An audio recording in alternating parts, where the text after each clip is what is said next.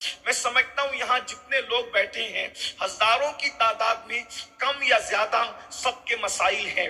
کوئی شخص بیماری سے جھج رہا ہے، کسی کے یہاں گھر کے اندر ایسے مریض بستر پر پڑے ہوئے ہیں کہ اللہ اکبر ان کا علاج کرتے کرتے انسان تھک گیا ہے.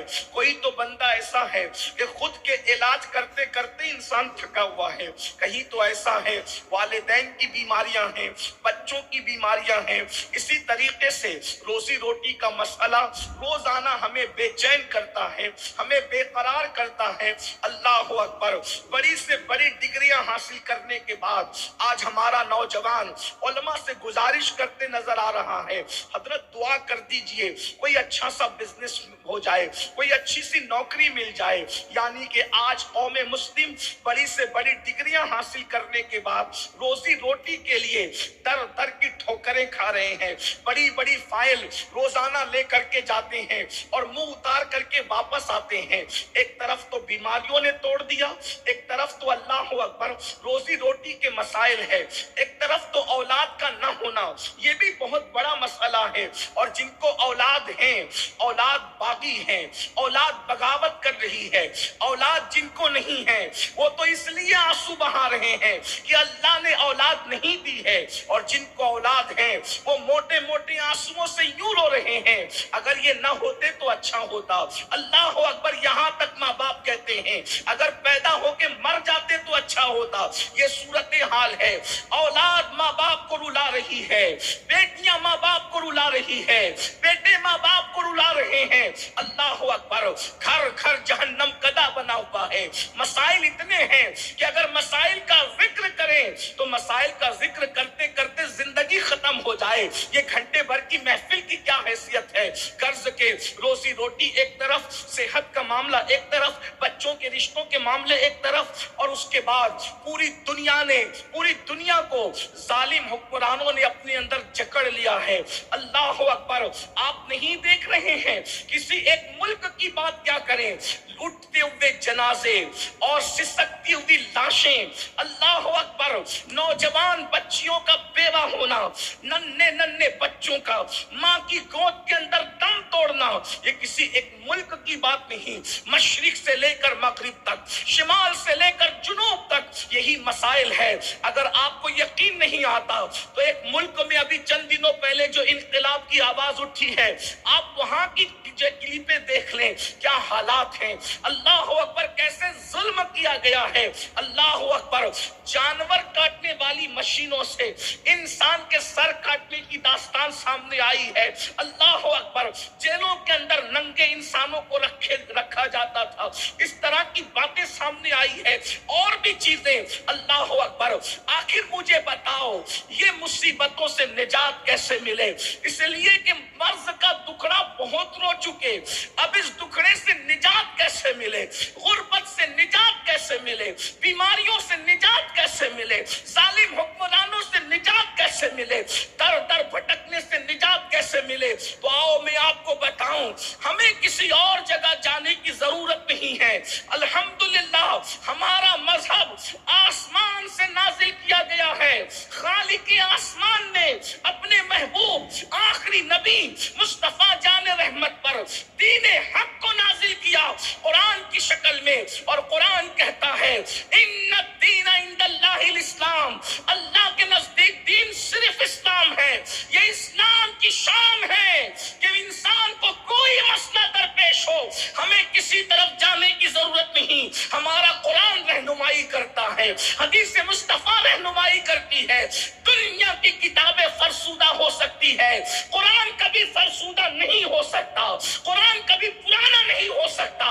قرآن کی تعلیم ہر وقت نہیں ہے، ہر زمانے میں نہیں ہے، ہر دور میں نہیں ہے، ہر عصر میں نہیں ہے. اللہ اکبر، مسائل کتنے ہی ہو قرآن اس کا جواب اور حل پیش کرتا نظر آتا ہے. اب مجھے بتاؤ ان ساری چیزوں کا علاج کیا ہے؟ تو قرآن میں میرا اللہ ارشاد فرماتا ہے اگر واقعی مسائل کا حل چاہتے ہو اور سنجیدہ ہو اپنے مسائل کے حل کے لیے، تو قرآن کہتا ہے وَمَا أَصَابَكُم مِّن مُّصِيبَةٍ فَبِمَا كَسَبَتْ أَيْدِيكُمْ، کہ تم پر جو بھی मुसीबत आती है वो तुम्हारे बुरे अमाल की वजह से है, वो तुम्हारे गुनाहों की वजह से है। कौन कह रहा है? अल्लाह की किताब कह रही है, कुरान मुकद्दस कह रहा है। अल्लाह अकबर। जरा गौर तो फरमाए, जो मुसीबत आए, जो मुसीबत तुम पर आए वो तुम्हारे गुनाहों की वजह से है। जब ये आया करीमा नाजिल हुई तो अल्लाह अकबर, इस आया करीमा की तफसीर करते हुए अल्लाह के प्यारे हबीब आलिमे माकाना वमा यकून मुस्तफा जान रहमत सल्लल्लाहु अलैहि वसल्लम ने सहाबा से जो बयान फरमाया, अब जरा तवज्जो से सुनना। मेरी कौम के जवानों, अपने मसाइल का हल सियासी लीडरों के दरवाजों पर नहीं है, अपने मसाइल का हल सिर्फ विर्द व वज़ाइफ में नहीं है। मैं अहले सुन्नत के स्टेज से दर्जनों मुफ्तियाने किराम की मौजूदगी में बड़ी जिम्मेदारी के साथ अर्ज कर रहा हूँ, सिर्फ विर्द व वज़ाइफ में अपने मसाइल का हल नहीं है, सिर्फ तावीज़ात में अपने मसाइल का हल नहीं है, सिर्फ जज्बाती नारों में मसाइल का हल नहीं है। कुरान ने हल पेश किया है, वमा असाबकुम मिन मुसीबतिन फबिमा कसबत अयदीकुम, तुम पर जो मुसीबत आती है वो तुम्हारे गुनाहों की वजह से, वो तुम्हारे जराइम की वजह से। अल्लाह के रसूल सल्लल्लाहु अलैहि वसल्लम इसकी तशरीह करते हुए, इसकी तफसीर करते हुए बयान फरमाते हैं। आका इरशाद फरमाते हैं, तुम्हारे बदन में जो खुजली होती है, तुम्हारा जो बदन खुजाता है वो भी गुनाह की वजह से खुजाता है। तुम्हारी आंखें जो फड़कती है, आप आमतौर पर हमारे इलाके के अंदर लोग कहते हैं दाईं आंख फड़केगी तो खुशी मिलेगी, बाईं आंख फड़केगा तो गम मिलेगा। याद रखना, आंखों का फड़कना खुशी और गम से ताल्लुक नहीं रखता। अल्लाह के सच्चे रसूल सादिक व मसदूक फरमाते हैं, आंखें गुनाहों की वजह से फड़कती है, कांटा गुनाहों की वजह से चुभता है। अल्लाह अकबर। पता चला जो भी मुसीबत है वो गुनाह की वजह से है। अल्लाह अकबर। अल्लाह के रसूल सल्लल्लाहु अलैहि वसल्लम ने तो यहाँ तक इरशाद फरमाया, जो तुम पर हुक्मरां मुसल्लत होते हैं वो भी तुम्हारे आमाल की वजह से होते हैं।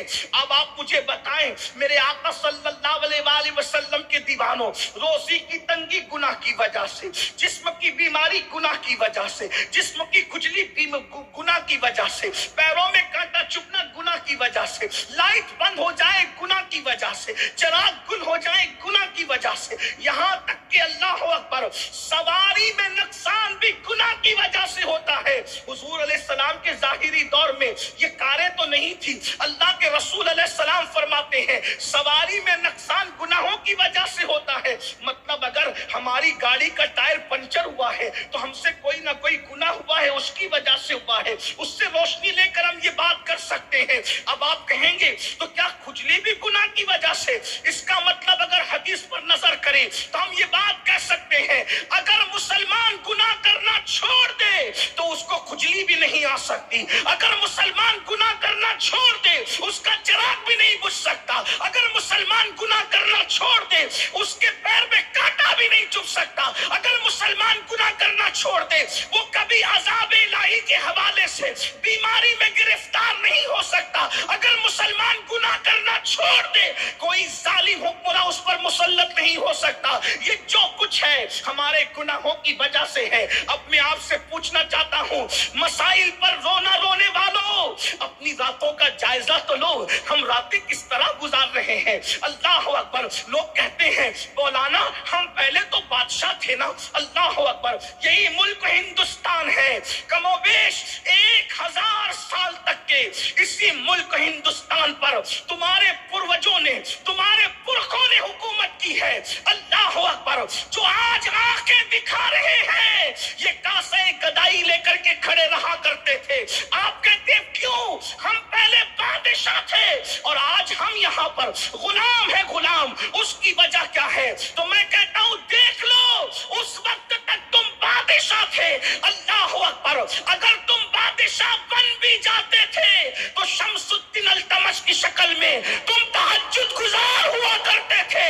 तब तक तुम्हारा बादशाह तहज्जुद गुजार था, तब तक तुम इज्जत के साथ जी रहे थे, तुम बादशाह बन के जी रहे थे, दुनिया तुम्हारी गुलामी कर रही थी। और आज तहज्जुद तो दूर کی بات ہے جمعہ کی نماز پڑھنے کے لیے بھی صرف 2 رکعت کے لیے آتے ہو. مجھے بتاؤ اللہ کے بندو اپنے اعمال کا جائزہ لو. اللہ اکبر. شمس الدین التمش وہ بادشاہ ہے جس نے 4 عورتوں کے علاوہ 5ویں کسی عورت کو نظر بھر کر کے نہیں دیکھا. آپ سے پوچھتا ہوں آج 16 17 سال کے لڑکے زنا کی فلمیں دیکھ رہے ہیں, عورتوں پر پاپ کی نظریں ڈال رہے ہیں, تباہ نہیں ہوں گے تو کیا ہوگا؟ یاد رکھنا دنیا میں کسی ماں نے ایسا لال پیدا نہیں کیا جو تمہاری آنکھوں میں آنکھیں ڈال کر کے بات کر سکے.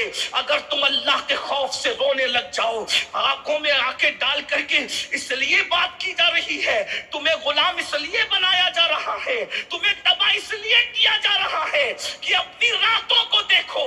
ہائے وہ دن گزر گئے مسلمانوں کے جوان راتوں کو اللہ کے خوف سے مسلح پر روتے تھے تو صبح کے وقت اللہ اتنی عزت دیتا تھا, آنکھوں میں وہ چمک دیتا تھا کہ کوئی اس کی آنکھوں میں آنکھیں ڈال کے بات نہیں کر سکتا تھا. جب سے تمہارے جوانوں نے زنا کی فلمیں دیکھ کر آنکھوں کو آوارہ کیا, آنکھوں کو گندا کیا, آنکھوں کو گلیز کیا, آج دیکھو حالات کیا ہو رہے ہیں. روٹی کے ٹکڑے کے لیے ترس رہے ہو. کل تک تم دنیا کو پالا کرتے تھے.